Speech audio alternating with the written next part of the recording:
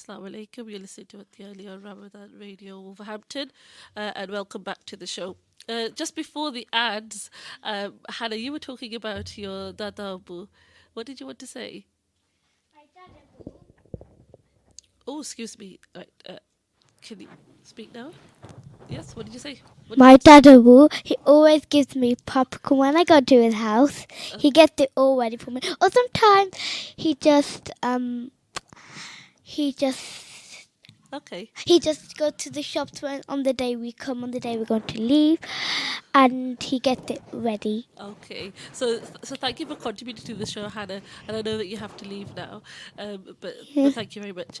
Okay, so before the advertisement, we were talking about worry and how worrying can affect children and young ones within the household, and I'm wondering how much people are talking to their children about how they are feeling during this public health crisis, and are we encouraging the vocabulary of emotional well-being?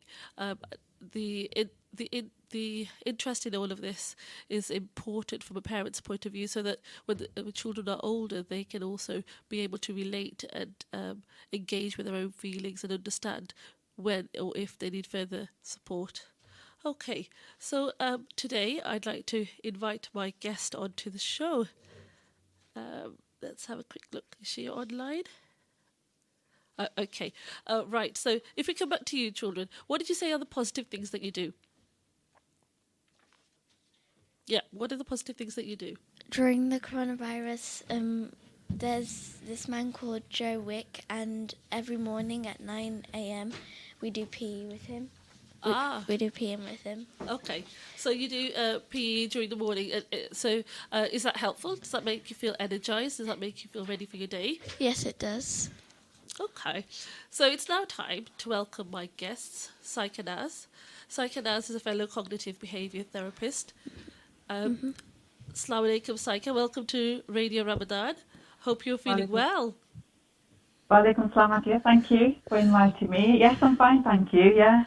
Well, thanks for Enjoying joining me. Ramadan. Yeah, Ramadan Mubarak. Thank you for joining me. I don't believe I've ever asked or had the chance to ask you, Saika, what got you into the profession? What got you into mental health? Good question. I think when I was in college, it was a toss between law and psychology, Okay. and I opted for psychology because you don't have to charge people in the NHS. Whereas if you're a lawyer or solicitor, then you have to charge people fees. So I think that was a deciding factor, but Okay. yeah, no regrets. So what would you say to other people, young people who are interested in psychology or mental health? How would you Yeah, go encourage for them? it. Yeah, it's difficult, it's challenging, like most professions, but I think for me the clinical work is the most rewarding. You know, when you can help somebody move along and Absolutely. reclaim their life, it's just an incredible feeling. And I think that just reinforces why we continue to work in the profession. Yeah. But if you're, depending on where people are, if they're in uni, college, just to keep an eye out on opportunities that might come available. Experience is really important, I think. And knowing somebody in the profession, I think, is really helpful. When I was entering the profession, I actually didn't have access to anybody. And in hindsight, I think it would have been really helpful to have some guidance. Yeah, we're in the same boat there. So Yeah. you're saying that people should actually try and find someone within the area who are in similar fields and talk to them about kind of the next steps and what it entails. Yeah, and some guidance. And there is some work going on at the moment with the Psychological Professions Network. If people are on Twitter, for example, it's PPS Into Action. And on their website, you probably find more information about different psychological professions. I saw something on Twitter not so long ago. It might be helpful for people to check that website out and contact them if they need more information. Thank you for that. Did you say PPS? S for sugar? Yeah. Okay, thank you. You might have been tuned in earlier. We were talking about worrying and this distressful time during the COVID-19 situation and how it's impacting on people's mental health. How do you feel that COVID-19 is impacting? I think it might come in phases. So if you think back to maybe the first week or two, and how we were feeling during that time. I think that was just somewhat of normal response to a really difficult situation. People were naturally quite anxious. And I know since then people have settled down into some sort of new routine, because change creates anxiety in people. Often we don't like change, especially big changes where your lifestyle ultimately changes with the lockdown. I think for some people they've managed to settle down, but for some people it's really difficult. So we know people with long and enduring mental health problems who rely on voluntary sector organisations for that additional support may be struggling, but NHS is still offering sessions and appointments, but albeit over the phone or online. So there is some support and help available, and if anybody is struggling, I advise you to speak to your GP or speak to your local mental health service. Absolutely, and we did mention the mental health helpline earlier. You can contact them on 0345 646 0827. Thank you, Saika. So you're saying that change is difficult for a lot of people. And this seems like it's a collective community change. What are the differences that you're noticing? I think, in some respects, trying to keep things in balance, being a cognitive behaviour therapist, that's what we try and do. It's thinking about, there's challenges and difficulties, but then when you sit back and look, it's bringing communities together. I think, we're all doing what we can, whether that's staying at home, whether that's the community work, whether that's, for those of us who are working in NHS, we're still going into work and adapting how we're working.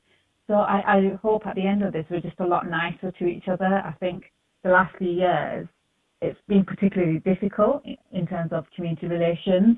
And I hope at the end of this that we're a bit more united and we understand and respect each other. But there will be people, for example, who have lost loved ones. Yeah. And so I think it's important, it's quite common knowledge that people from Black Asian minority ethnic backgrounds are disproportionately affected by COVID, and sadly are losing people. I don't have the data in front of me, but I try and keep a bit of an overview. Yeah. And people are having funerals that they wouldn't have, in terms of the Muslim community, for example. It's a community affair, a funeral. It's not just a quiet family affair. And there's a lot of healing in that, whether you get together, you pray, you talk about the person, there's crying, there's processes involved that enable grieving to happen. Yeah. So one of the things I'm a bit concerned about is if people have lost loved ones, it's thinking about what's going to happen once you can start socialising a bit more. And I would really encourage people to think about having those gatherings, but maybe a bit later on down the line where the restrictions are lifted, just to enable the community to come together and heal together. I think it's quite important. Yeah, and you're right, it is important to have that community healing, and we've been looking at thinking about other ways where people can support during the pandemic, in terms of contacting people via phone. Sorry, I'm just losing you just at the end there. Yeah, in terms of contacting people via telephone, what are your thoughts on that? What kind of support can we provide in terms of individuals within the community rather than therapists? I suppose the question is. I think in England we're quite lucky. We've got the Improving Access to Psychological Therapy scheme, which is IAPT, and it's in primary care and it's in the community. And often I think in communities what we think is when we hear the word mental health, we think inpatient, hospital, secondary care. But actually what we're trying to do is encourage people to seek help sooner rather than later, because then you deteriorate and you will need more intensive treatment. It's just like a wound, isn't it? If you leave a wound unhealed, if you don't treat a wound, for example, there's an opportunity there for it to be infected and, cause further problems down the line. So it's the same with mental health, just trying to get to people sooner. But in England, we do have the IAP scheme, and at the moment, it's all telephone and online, I believe. But the information's available online. You can find where your nearest IAP services, you can ring them. Absolutely. And they'll talk to you about sleep and what anxiety is, how do you manage it, and keeping a routine and structure is so important right now. And I think Ramadan will help with that. Yeah, well, within Wolverhampton, we have Healthy Minds for those of you listening in within the locality, and the number that I mentioned earlier with the mental health helpline will also be able to support you in accessing them. Um, yes, you said Ramadan, and that's important, right? At the moment, we don't have that collective community attending Tarawih prayers and other prayers. No. It feels a little bit like the spirit of Ramadan is Hmm. different. However, it's still present. How can faith help people? I think faith's quite healing for people. Obviously, it depends on the individual's connection with their particular faith. Everyone has a different relationship and connection, and I think in some communities, culture and faith sometimes gets mixed up, and people are still trying to work through all of that. But in terms of, I can only talk maybe about my own personal experiences, for example. I think faith's really important. It's quite empowering, and I think that's really helped me. So the uncertainty about what was going to come Yeah.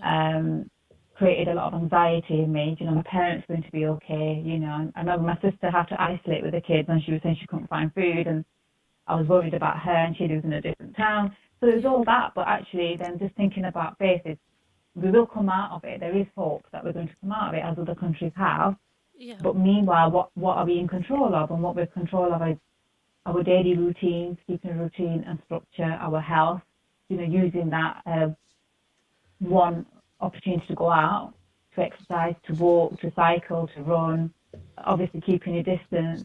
Yeah. The weather's been nice, it's taken a bit of sunshine in. If you've got a garden, do some gardening. So those are the sort of things that we're in control of. And Ramadan really come at a time where it actually enables us to stop and reflect and ground ourselves and think about, like you said, the more spiritual aspects of life, and think about what we Absolutely. might want.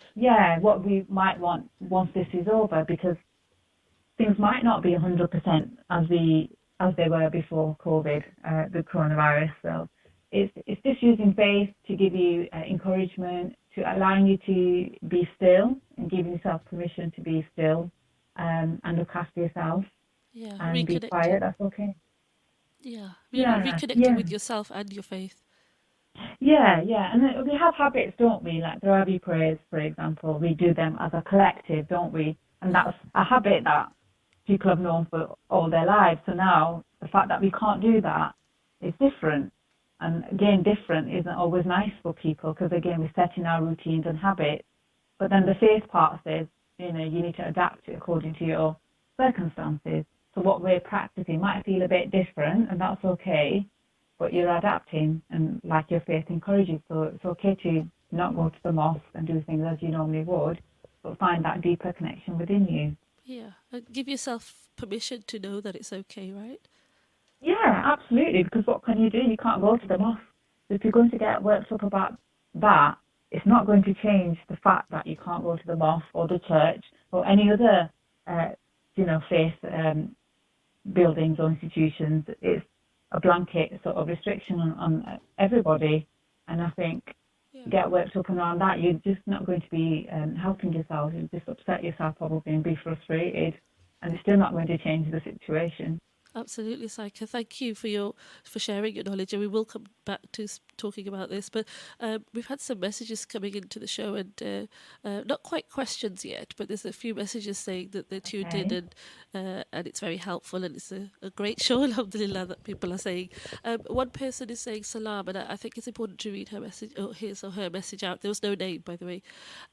Salam, a very good topic, and one which many families unfortunately will have to endure during this pandemic. Losing a loved one is one of the hardest tests in life, but enduring that at the same time, when we can not condole each other and properly grieve, can affect a person for the rest of their life. It's important that during this time we should communicate with families who have lost loved ones and reiterate that dying in this state is a martyr's death, and Hmm. pray that Allah gives them the highest status of Jannah. A problem shared is a problem halved, and speaking to one another is a great cure to depression. Thank you very much for that message, and bringing in the Islamic perspective of this, and remembering that the person who has passed is a martyr. It might be very helpful for individuals to focus on. Yes, absolutely. Obviously, the psychological support for people who, are grieving and who get stuck in that grief process, it will still be available. But in terms of the mosques, for example, Yeah. like Wolverhampton, isn't it? And I've not visited, so I don't know how many mosques you have there. Yeah. But in the north, we have quite a few. We have. Having Yeah. Go ahead. Yeah, what I would encourage mosques to do is, once the restrictions are lifted, obviously I think it is going to be a gradual easing back into society.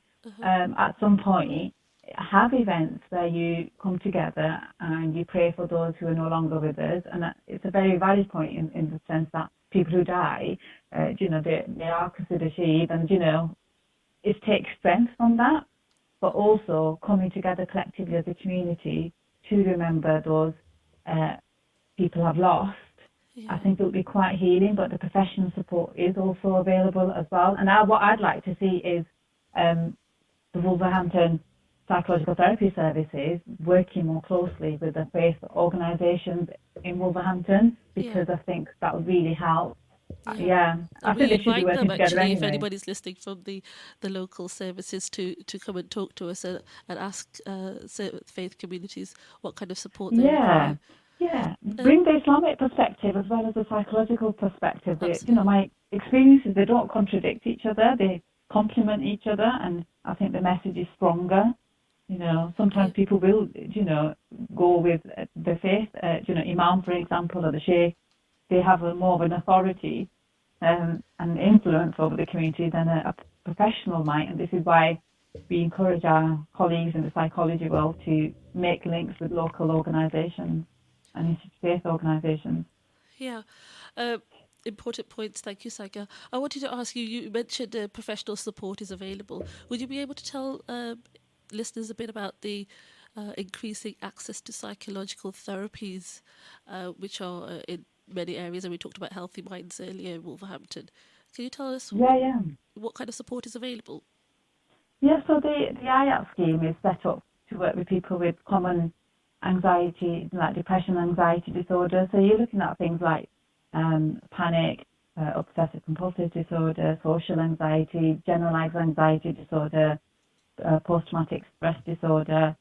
So, and some people have a mixture. And the idea is that, you seek help sooner rather than later. And often it's what we call the step care model. So you have your community interventions, for example, organisations, but sometimes you might need a bit more. You might see somebody that's called a psychological wellbeing professional or a low intensity CBT worker, and it's more guided self-help. So they'll give you information, then you take it and apply it to yourself as it suits you. So you're really in control of that. They listen to you, give information. They also run groups. There's online programs that people do computerized. So there are different options, and your own individual locality will have their own options available. So explore those. But then if that doesn't help people, you come up to what we say step 3, which is you might get counselling or cognitive behaviour therapist. So people might need a little bit longer, it's a little bit more time, maybe they struggle for a bit longer. So those sessions will typically last an hour. And it doesn't mean more therapy is better for you always. I think it's really important to highlight that you're not getting anything less if you have shorter sessions. The idea is 80%, I think, of the people get seen at step 2 for shorter sessions. Here's some information, apply it to yourself. And those, who are a bit more unwell will get seen for a bit longer. And it takes a bit longer, maybe 12 to 20 sessions sometimes. Yeah. So you were talking there about counselling and then CBT. What are the differences between the two? Well, I think for me, I'm not a trained counsellor, but for me, CBT is what I like about CBT is it's quite structured, and we have like what we call a formulation, which is just a shared understanding of the person's problem. Because when we're trained to work with people, we're trained in a particular way, and so listen to the person, depending on what they're telling you, how does it fit within a particular model, does it need adapting? And then you might have homework to do between sessions, you'll have reading to do, collect information. It's a very active and practical sort of therapy. And I think with counselling, what you do is it's more, you sit down person-centred. Each counsellor is trained in a different way, I guess. You might not necessarily get homework to take away and worksheets.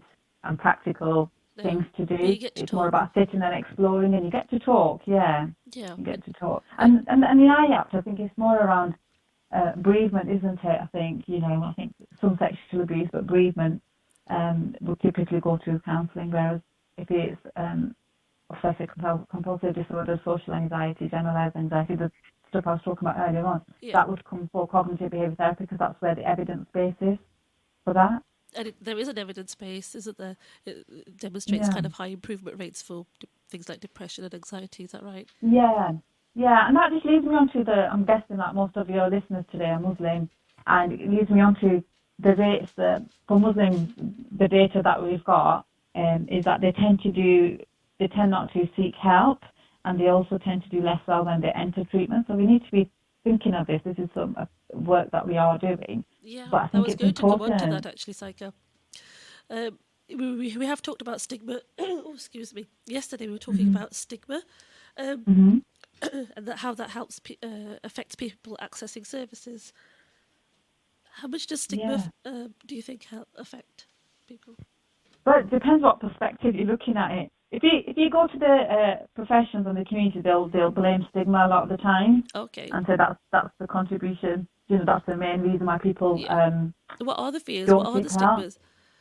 But the stigma, sorry, What is the did you say? fear around accessing? I think there's definitely shame involved, fear of the response from the community, and shame is we feel we're going to be rejected by people, ridiculed. And but back in the days, it probably happened more. But actually, there's no shame in struggling with your mental health. I've helped myself loads. I'm a professional, doing loads of work. I'm always applying things to myself because it's for my development and it's better Yeah, for me to have that awareness. And I've understood myself a lot better. yeah. So, But um, so we all struggle at some point in our lives. It's okay. We can all struggle, and some of us bounce back and we're okay, and some of us probably just need that time to sit and reflect because we suppress our emotions a lot. And as a community, we need to think about creating safe spaces to talk about mental health. There's absolutely nothing wrong with it. And if yeah. we want to progress as a Muslim community, then I think it's important that actually, if we don't have the mental health in the community, we're going to struggle. Yeah, and isolation was an issue as well for a lot of our Muslim Okay. communities. They're living far and wide across Wolverhampton, and many don't get to meet each other. And we had Mm. started a coffee morning initiative at one of the masjids just Yeah. before COVID, so we only actually were able to have Yeah. one of those get-togethers with the ladies coming together, talking about Deen, but at the same time being able to communicate and socialise, which the masjid recognised there was a need for that. We hope to continue it on the other side. Yeah. Getting together is important, but to be honest, I think I've been more busy socially since we've been on lockdown because everyone's trying to have a catch up on video calls, whether it's WhatsApp or Absolutely. Zoom. I'm really tired because we're Yeah. working Tell me online about it.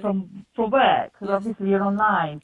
And I've probably been working 6-7 days because I'm Yeah. trying to keep an eye on the mental health of the BME community on those issues as well. Yeah, I did. And We do have only a couple of minutes left, Saika, but I think the work that you do with the Black, Asian, and minority ethnic communities and this mental health guide that you've contributed to and helped develop, in fact, and can you tell us mhm. a bit about that? Yes, it's available on the website babcp.com. So that's the British Association for Behavioural and Cognitive Psychotherapies. Uh-huh. So CBT Therapist Accrediting Body organisation. So it's babcp.com. The guide is on there. It's a piece of work that's been commissioned by NHS England. We consulted with people who have lived experience of mental health problems from the Black, Asian, minority ethnic communities, Yeah. and interpreters, asylum seekers, Polish people, people from the Black African Caribbean community, Pakistani community, Indian community. So it is a guide that we've developed and we consulted and we sought feedback from those people and their voices are in that guide. And what that guide hopefully will do is help us step away from the narrative, it's stigma, because it's not just stigma. We have to address the structural inequalities Yeah. because they exist and we've experienced them. Yeah. And because we've experienced them, we know what the barriers are. They're all in the guide. Thinking about creative ways of engaging with the community, they're all in there. So we need to stop blaming stigma as a way that prevents us from seeking help. Yeah. We need to look at some There of the needs to be blame more back in the outreach. system. It's absolutely important that we're not shying away from putting the blame where, in the system as well, because that's where some of those problems are. And the other thing I'd like to say, I know we haven't got much time, is that the narrative that, you need people from your own background and your own culture and your Absolutely. own religion. Yeah, There's it's not very necessary. little research, Yeah, absolutely very absolutely. little research. I think the older generation, because of language Yeah. barriers or, Thank you, they might Saika. need that. Yeah, Saika, we will look at your guide hopefully online. Thank you so much for joining us today. Can I just say in the last 30 seconds, thank you to everyone who's tuned in today. Please do tune in next week on Saturday at 3 o'clock, where we will be talking about low mood and depression and sharing hopefully some tips and mind soothing activities with you. Saika, thanks again. I'm going to end. Thank you, Atiyah. All the best. You too, And I thank hope, you. thanks. And I hope that listeners have found the show helpful. Do tune in next week at 3 o'clock